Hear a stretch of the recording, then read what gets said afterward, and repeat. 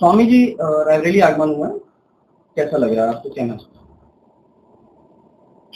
जिन कार्यकर्ताओं के वहां आया हूँ, हमको जाना है प्रतापगढ़। पूज्यपाद रामभद्राचार्य जी की भागवत कथा में रास्ते में ये जगह आई है, इसलिए शुक्ला जी के यहाँ हम लोग अल्पाहार के लिए रुके हुए हैं और यहाँ से हम लोग रामभद्राचार्य जी महाराज की कथा में प्रतापगढ़ जाएंगे। स्वामी जी, हिंदू राष्ट्र को लेकर क्या संकल्पना है आपकी? हिंदू राष्ट्र के लिए जो संकल्पना हमारी है वो आपकी भी, आप जब आप पूछ रहे हैं तो विषय आपको भी मालूम है। हिंदू राष्ट्र बनाने के लिए सरकार जो कर रही है उसे करने देना चाहिए, लेकिन हम सभी को, एक भी व्यक्ति को जातियों में बंटना नहीं चाहिए। हमको ये नहीं हमारे मन में होना चाहिए मैं क्षत्रिय ब्राह्मण वैश्य शूद्र हूं, अपितु सारे हिंदू समाज को ये मानना चाहिए कि हमारे देश में मात्र दो ही जातियां हैं, एक हिंदू है और एक मुस्लिम है।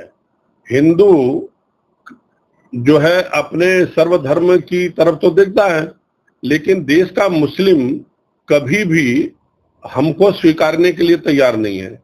इसलिए जैसे को तैसा दे करके मात्र दो ही जातियों को मानना चाहिए, एक हिंदू एक मुस्लिम। हमारे यहाँ कहा गया कि ईश्वर अल्लाह सबको, ईश्वर अल्लाह की जो 13 नाम सबको सन्मत दे भगवान, ये हिंदू तो मंदिरों में गाता है, हम तो गाते हैं, लेकिन क्या कोई देश का मुस्लिम अपने मस्जिद में गा सकता है? नहीं गाएगा। इसलिए भाईचारे की बात जो है मात्र हम हिंदू और हिंदुओं के साथ रहें, हिंदुओं के साथ रह करके ही करें। ये लोग सुधरने वाले नहीं हैं और हमारी बहन बेटियों की रक्षा के लिए, गाय के लिए, तमाम मठ मंदिरों के लिए हिंदू संगठन होकर के रहना पड़ेगा यदि इस देश को हिंदू राष्ट्र बनाना है तो। लगातार सनातन पे हमला, कौन सी ऐसी पार्टियां हैं जो हिंदुओं को बांटने का प्रयास कर रहे हैं? मुझे तो याद नहीं है, मतलब एक दो नाम तो बता ही सकता हूं मैं। उसमें कांग्रेस है, सपा है, मायावती है उत्तर प्रदेश में, और हैदराबाद में 2-4 कुत्ते भी हैं, और जहां जहां सब है भोंकते रहते हैं, लेकिन उससे वो महत्व की बात नहीं है। हम किसी नेता के पीछे घूमने से अच्छा अपने आप को मजबूत करें। कर बहिया बले आप न छोड़ पराई आस, जाके आगन है नदी सो कस मरे प्यास।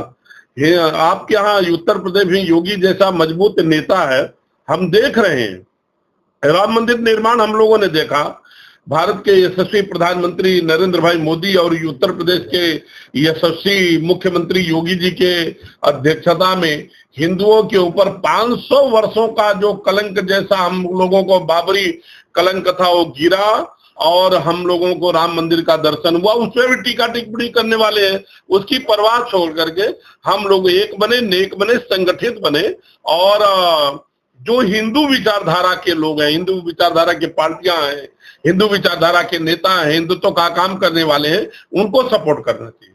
बटेंगे तो कटेंगे। मीटिंग हुई थी जेपीसी को, वक्त को लेकर जेपीसी में हंगामा हुआ था, चोट वोट भी लगी थी, बताते गाली गलौज, उसको किस नजरिए से देखें? पतिंगा जब मरता है तो ज्यादा छटपटाता है। ये वक्फ बोर्ड वाले जो हैं उनको पता है कि सही होगा, सही होना चाहिए। ये जो गलत ढंग से देश की जमीनें कब्जा कर लिए हैं, देश की संपत्ति कब्जा कर लिए हैं, वो अब देश के लोगों को मिलने जा रही है। और जब आप पूछ रहे हैं तब मैं जेपीसी के चेयरमैन जगदम्बिका पाल जी को मैं आपके माध्यम से निवेदन करना चाहता हूं कि वो देश की संपत्ति है, जिस हिंदुओं की संपत्ति अवैध ढंग से अब वक्फ बोर्ड ने कब्जा किया है उसको वापस देना चाहिए, और यदि कोई नाम नहीं निकलता है तो उसको वो संपत्ति देश के प्रधानमंत्री जी का जो कोष है राष्ट्रीय कोष में जमा करा देना चाहिए।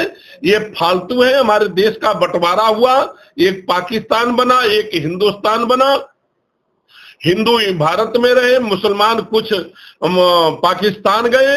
हमारे लाठी वाले बाबा ने तो कह दिया भाई जिसको यहाँ रहना वो यहाँ रह लीजिए, तो उस समय तो इनका कुछ था ही नहीं, तो वक्फ बोर्ड की इतनी संपत्ति आई कहाँ? मेरी यदि माने, मैंने तो जेपीसी को लेटर भी लिखा है, पूरी वक्फ बोर्ड जो बोर्ड है उसको ही समाप्त कर देना चाहिए, संपत्ति की बात ही जाना चाहिए, उसको हटा देना चाहिए और हिंदुओं को संपत्ति दे देना चाहिए। जिनकी, मैं ये नहीं कहता हूं सबको दे देना चाहिए, जिनकी संपत्ति जहां पर है, जो रिकॉर्ड मिलते हैं उसके आधार पर संपत्ति हिंदुओं को दे देना चाहिए, बाकी की संपत्ति राष्ट्रीय कोष में समाहित कर लेना चाहिए।